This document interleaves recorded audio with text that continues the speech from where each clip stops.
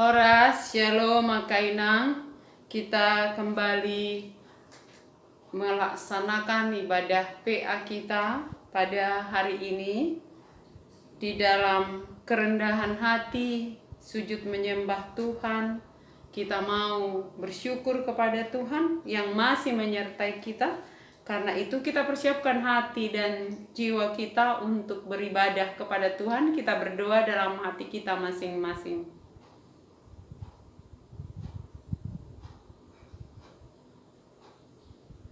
Amin. Mari demahita sian buku de nomor 654 ayat sada.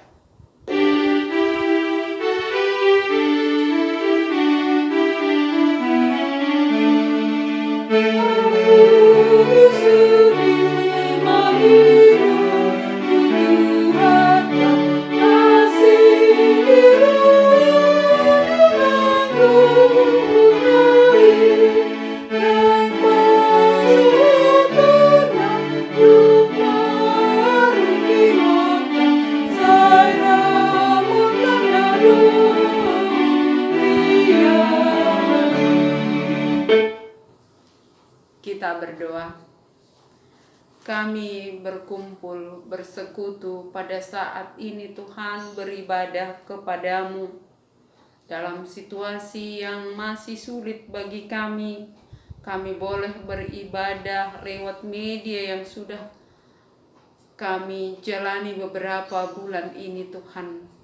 Dalam kerendahan hati kami datang memuji, bersyukur kepadamu, sujud memohon. Kuasai hati dan pikiran kami ketika kami mendengarkan firman-Mu. Ketika kami datang menghadap Tuhan, berikan kami roh-Mu yang kudus. Kuduskan hati dan pikiran kami, berikan kami hikmat untuk dapat menerima firman-Mu sesuai dengan kehendak-Mu. Di dalam nama Allah Bapa, Anak, dan Roh Kudus kami beribadah kepadamu. Amin. Firman Tuhan yang menjadi renungan kita PA bagi seksi perempuan secara khusus dan bagi kita semua yang mendengarkan firman ini, saya ambil dari kitab Mazmur pasal 127 ayat 1 sampai 5. Demikian firman Tuhan. Nyanyian ziarah Salomo. Jikalau bukan Tuhan yang membangun rumah, sia-sialah usaha orang yang membangunnya. Jikalau bukan Tuhan yang mengawal kota, sia-sialah pengawal berjaga-jaga. Sia-sialah kamu bangun pagi-pagi dan duduk-duduk sampai jauh malam, dan makan roti yang diperoleh dengan susah payah. Sebab ia memberikannya kepada yang dicintainya pada waktu tidur. Sesungguhnya anak-anak lelaki adalah milik pusaka daripada Tuhan, dan buah kandungan adalah suatu upah, seperti anak-anak panah di tangan pahlawan. Demikianlah anak-anak pada masa muda. Berbahagialah orang yang telah membuat penuh tabung panahnya dengan semuanya itu. Ia tidak akan mendapat malu apabila ia berbicara dengan musuh-musuh di pintu gerbang. Demikian firman Tuhan. Shalom buat kita semua. Kakak Inang, saudara-saudari yang dikasihi oleh Yesus, kita semua pasti mendambakan hidup yang berbahagia. Banyak usaha kita lakukan demi mencapai kebahagiaan. Dalam kebahagiaan yang sering kita pahami, kita mau tinggal di rumah yang nyaman, aman, rumah yang indah, rumah di mana kita bisa bersuka cita. Kita juga mendambakan kota yang aman, yang jauh dari tingkat kejahatan, yang bisa mengganggu ketentraman, kedamaian kita tinggal di satu kota. Dan kita juga mendambakan keturunan anak-anak yang takut akan Tuhan, yang mencintai kita dan yang kita cintai. Tapi sering sekali keinginan atau dambaan kita itu seolah-olah jauh dari harapan kita. Kadang-kadang apa yang kita dambakan kebahagiaan dengan bekerja lelah dari pagi sampai malam, dengan menyekolahkan anak-anak, mengurus anak-anak, kadang tidak seindah yang kita bayangkan. Apa yang menjadi persoalan? Firman Tuhan mengingatkan kita pada hari ini melalui firman ini. Dikatakan hidup di luar Tuhan sangat tidak mungkin untuk berbahagia. Bahkan hidup di luar Tuhan adalah hidup yang sia-sia. Harapannya akan sia-sia jika dia di luar Tuhan. Karena itu mulai dari rumah. Kalau di sini dikatakan jikalau bukan Tuhan yang membangun rumah, maka sia-sialah usaha orang yang membangunnya. Ada yang menerjemahkan ini bukan sekedar bangunan, tetapi rumah tangga yang kita bangun. Kalau kita berkeluarga, kita mau membangun rumah tangga yang berbahagia. Bagaimana supaya bahagia? Di Mazmur 128 dikatakan mau rumah tangga yang berbahagia, maka hiduplah dengan takut akan Tuhan. Hidup menurut jalan yang ditunjukkannya. Di sini dikatakan mau membangun rumah, libatkan Tuhan. Pundasinya, dasarnya, jadikan Kristus. Maka kita selalu katakan jadikan Kristus jadi pundasi rumah tangga yang kokoh. Tapi dalam pembangunan rumah secara fisik juga, kita kadang-kadang mengalami usaha tukang, walaupun sudah tersedia biaya uang, tetapi jikalau bukan Tuhan yang campur tangan, memberikan hati yang takut. Bahkan di sini dikatakan jikalau bukan Tuhan yang membangun rumah, sia-sia usaha tukang. Karena itu mau membangun rumah atau mau membangun rumah tangga yang sejahtera, yang bahagia, bangun di dalam Tuhan. Bangun berdasarkan kasih yang dari Tuhan. Dan yang kedua, masalah keamanan. Disebutkan jikalau bukan Tuhan yang mengawal kota, sia-sialah usaha pengawal berjaga-jaga. Ini tadi yang saya katakan, masalah keamanan bukan sekedar ada aparat yang menjaga rumah kita. Bukan sekedar ada satpam di lingkungan kita. Kalau bukan Tuhan yang menjaga keamanan kita, maka sia-sia juga usaha pengawal.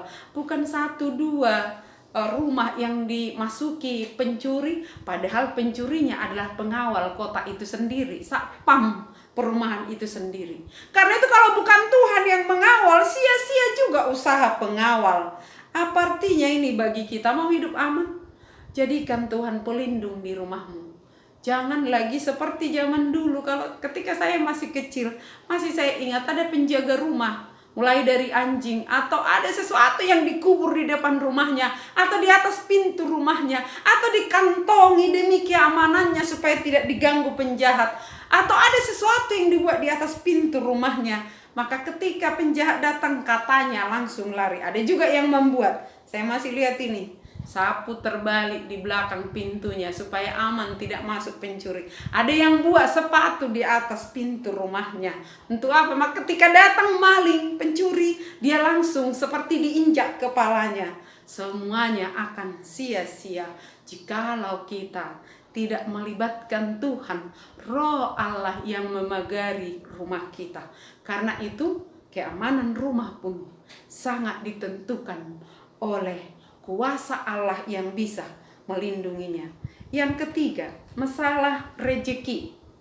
Siapa kita yang tidak berdoa, berikan kami rezeki, berkat yang melimpah Tuhan yang selalu ada. Makanan, roti yang bisa kami nikmati. Rezeki yang bisa membawa kebahagiaan. Di sini dikatakan, jerih payah pekerjaanmu, bangun pagi-pagi dan duduk-duduk sampai jauh malam memikirkan segala sesuatu yang akan kita kerjakan besok. Susah kita tidur karena banyak sekali yang kita pikirkan. Kita pikirkan bagaimana hasilnya pekerjaan kita. Tapi dalam hal ini dikatakan rezeki yang melimpah diberikan kepada orang yang mengasihinya dan yang dikasihinya. Allah yang mengasihi kita lebih dahulu, Allah yang berfirman di Ulangan 6 ayat 5 dikatakan, kasihilah Tuhan Allahmu.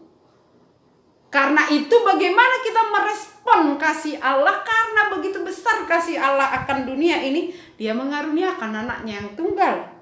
Bagaimana kita merespon kasih itu? Sama seperti kita kepada anak-anak kita. Walaupun kita mengasihinya, mereka masih tidur, kita menyiapkan segala sesuatu. Karena apa? Karena kita mengasihinya. Tetapi jika anak-anak kita tidak merespon kasih itu, tidak mau menerima apa yang kita hidangkan, adakah yang didapat? Itu yang dikatakan dalam firman ini. Sia-sialah pekerjaanmu, bangun pagi-pagi sampai malam kamu bersusah payah, tetapi justru roti diberikan kepada yang dicintainya pada waktu tidur. Artinya yang bekerja dari pagi ada usahanya. Ketika dia melibatkan Tuhan dalam usaha itu, dia tidur dengan nyenyak. Tuhan memberi dia hati, kehidupan yang bisa menikmati roti yang disediakan. Itu maksudnya. Tapi juga ada yang mengatakan begini. Kalau dikatakan di sini, dan makan roti yang diperoleh dengan susah payah, sebab ia memberikannya kepada yang dicintainya pada waktu tidur. Kita berlelah bekerja, tapi seolah-olah tidak bisa kita nikmati hasil pekerjaan kita. Tapi orang-orang yang sepertinya santai saja, kok bisa ya? Makanannya tidak pernah kurang.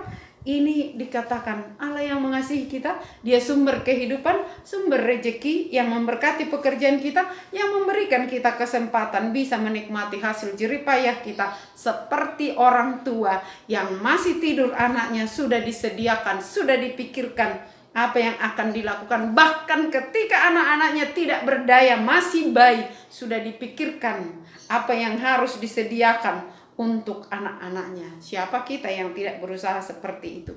Kita bahkan sudah membuat asuransinya sebelum dia tahu apa-apa. Kalau kita saja orang tua, kaum ibu yang bisa memikirkan kebahagiaan anak-anak kita, apalagi Allah kita, Dia yang memberi kita rezeki. Ketika kita berusaha, bekerja bersama dengan Dia, tinggal di dalam Dia, karena firman Tuhan mengatakan di luar Dia maka kamu tidak bisa berbuat apa-apa. Yohanes 15. Karena itu saudara-saudaraku, ingin rezeki berkat yang bisa dinikmati dengan bahagia, libatkan Tuhan dalam pekerjaanmu, lakukan pekerjaanmu bersama dengan Tuhan.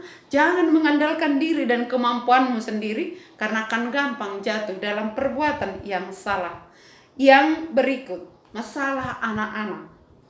Sampai ada lagu kita yang mengatakan, Togu geleng mi manada harajaon ni debata. Apa yang jadi keluh kesah orang tua? Anak-anaknya marsak. Saya pernah katakan, ada orang yang susah untuk mendapatkan anak, tapi juga susah ketika sudah punya anak. Ada yang berusaha sudah supaya dia diberikan keturunan, sampai kemana-mana, ke dukun, kemanapun dilakukan. Tapi ketika sudah diberikan anak, ingatkah sebenarnya siapa yang memberi anak itu? Dalam firman ini dikatakan untuk kita kaum ibu, walaupun kita yang mengandung, kita yang melahirkan dengan susah payah, tapi dikatakan buah kandungan adalah suatu upah. Anak-anak itu adalah pusaka dari Tuhan. Seperti apa itu? Yang mau dikatakan di sini, pemazmur berkata, aku ditenun oleh Allahku di dalam kandungan ibuku. Allah yang menenun, Allah yang memberikan. Maka untuk kaum ibu, aka opung, aka inang, kalau kita sedang berdoa bagaimana supaya menantu anak-anak kita punya keturunan, berdoalah, libatkanlah Tuhan. Jangan hanya sekedar usaha ke dokter atau kepada orang-orang yang kita anggap mampu menolong kita supaya kita punya keturunan. Tapi hari ini kita diingatkan, anak itu adalah milik pusaka daripada Tuhan. Anak itu sesungguhnya, anak-anak itu adalah berkat Tuhan. Karena itu Tuhan yang menitipkan anak-anak itu kepada kita, dan anak-anak itu hanya titipan.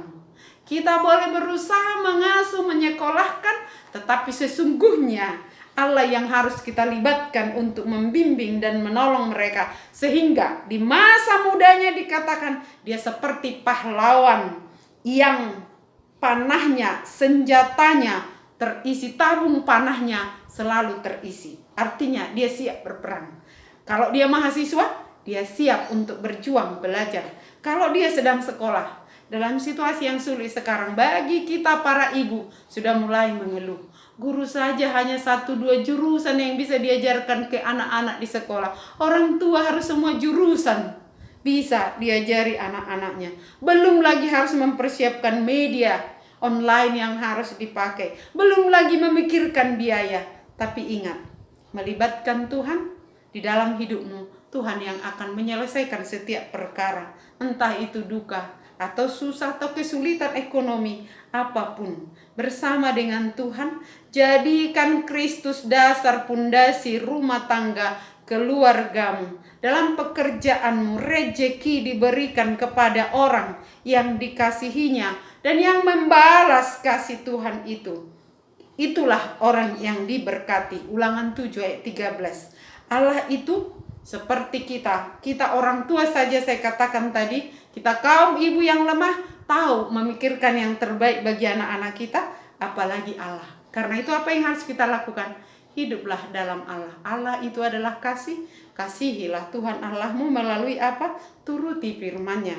Walau sulit atau seperti apapun keadaan sekarang, tetaplah di dalam kasih itu dan kasihilah sesamamu. Kasih itu yang akan terus mengalir dalam hidup kita, menguatkan kita dan menopang kita asal kita tetap mengandalkan Dia, hidup di dalam Dia. Maka usaha rumah kita akan aman dan pekerjaan kita akan mendatangkan kebahagiaan bagi kita asal tinggallah di dalam Dia. Amin. Kita berdoa. Terima kasih Tuhan atas firman-Mu yang mengingatkan kami. Kami semua mendambakan apa yang Tuhan firmankan, rumah yang aman, yang indah, kota yang aman, anak-anak yang takut akan Tuhan, keluarga yang bahagia. Itu dambaan kami. Dan kami berusaha supaya kami mendapatkannya. Tapi kami sering kecewa, sering seolah-olah harapan kami, jerih payah kami tidak seindah yang kami bayangkan hasil yang akan kami nikmati. Tapi hari ini Tuhan mengingatkan kami agar kami boleh berbahagia, menikmati, mendapatkan rezeki, tinggal di rumah dan kota yang aman. Tuhan mengingatkan kami agar kami hidup di dalam Tuhan dan mengandalkan Tuhan dan menjadikan Tuhan menjadi pondasi dari rumah kami, rumah tangga kami, sehingga kami boleh menjadi keluarga yang takut akan Tuhan. Tuhan Yesus, siapapun yang mendengarkan firman-Mu ini, secara khusus seksi perempuan di gereja-Mu Tuhan, biarlah kami kaum ibu yang selalu mengandalkan Tuhan dalam situasi yang sulit kami pahami, oleh karena virus corona yang masih terus melanda bumi ini, kota kami. Tuhan Yesus, sudah banyak yang menjadi korban. Jemaat-Mu yang berduka Tuhan, yang sulit kami pahami itu. Karena itu kami mohon, biarlah jamahan-Mu, perlindungan-Mu. Jangan biarkan mereka yang berduka keluar dari firman-Mu Tuhan oleh karena dukanya. Secara khusus kami berdoa buat hamba-Mu Inang Sintua Boru Pangaribuan dengan anaknya Rian Hutahayan yang telah ditinggalkan oleh amang kami, Amang Rian Hutahayan yang Tuhan sudah panggil. Hiburkanlah dia, berikanlah kekuatan Tuhan. Sulit bagi kami membayangkan saja, apalagi bagi dia dan anaknya Rian. Karena itu kami mohon, berikanlah dia kekuatan, penghiburan, kesehatan, hikmat yang daripada-Mu juga untuk Inang Sintua Capa Boru Manurung, untuk Inang Aritonang Boru Hutaur bersama dengan anak-anak yang Tuhan titipkan untuk mereka. Biarlah mereka boleh melihat rancangan-Mu yang indah Tuhan, agar mereka boleh terhibur dan dimampukan memahami rancangan itu dengan hikmat yang daripada-Mu. Berkati pekerjaannya. Secara khusus kami berdoa buat Daniel Aritonang yang sedang berusaha mencari pekerjaan Tuhan. Dan mungkin masih banyak naposo anak-anak kami yang sedang berusaha mencari pekerjaan dalam situasi yang sulit sekarang ini. Tuhan yang dapat menunjukkan, berikanlah mereka hikmat untuk memahami apa yang harus mereka kerjakan tanpa harus melanggar firman-Mu. Dan untuk mereka yang merindukan jodoh, Tuhan juga yang memberikan. Untuk keluarga yang merindukan keturunan, Engkau yang berfirman bahwa anak itu adalah milik pusaka dari Tuhan, berkat dari Tuhan. Berkatilah keluarga-keluarga yang sedang merindukan keturunan Tuhan. Berkati juga kami yang Tuhan sudah berikan anak-anak, berikan kami hikmat untuk dapat membimbing mereka. Kami juga berdoa Tuhan untuk jemaat-Mu yang masih dalam pemulihan, untuk hamba-Mu Amang Sintua Temanulang, untuk Inang Futasoit Dorkas Boru Pasaribu, Opung Heski Boru. Tuhan, biarlah Engkau memulihkan keadaannya, juga untuk Inang Sitompul Boru Sidabutar, dan semua mereka yang sedang dalam pemulihan Tuhan. Inang Huta Barat Boru Simanjuntak, lawaklah mereka, pulihkan keadaannya agar mereka boleh pulih dan bersuka cita. Dan bagi mereka yang bersuka cita oleh karena ulang tahun kelahiran dan pernikahan, Tuhan juga yang memberkati. Terima kasih Tuhan untuk semua kebaikan-Mu. Hanya kepadamu kami memohon, berkati juga negara kami, kota kami, kawallah Tuhan. Pulihkan keadaan kami agar kami boleh bebas dari virus itu, agar kami boleh aman dan sejahtera tinggal di kota, di negara kami. Berkati para pemerintah kami, para medis Tuhan, dengan hati yang sungguh-sungguh mereka boleh merawat yang sakit.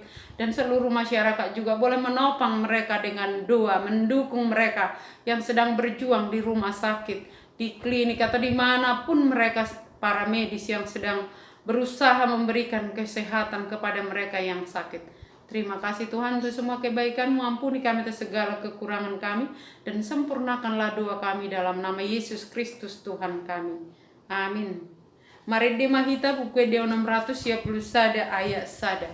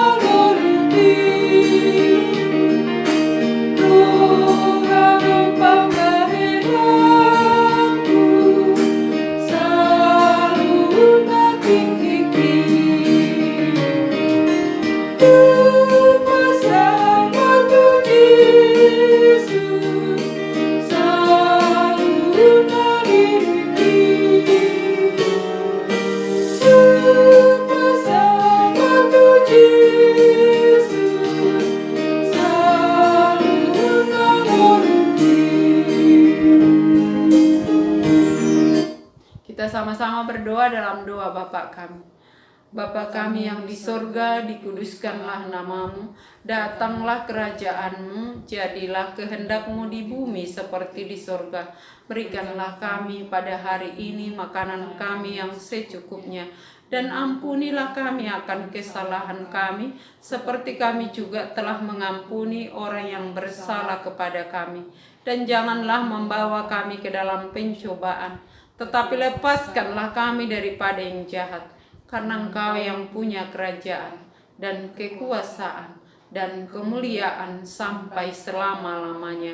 Amin. Anugerah Tuhan kita Yesus Kristus, kasih karunia Allah Bapa, serta persekutuan Roh Kudus menyertai kamu sekalian. Amin. Salam sehat untuk kita semua. Horas.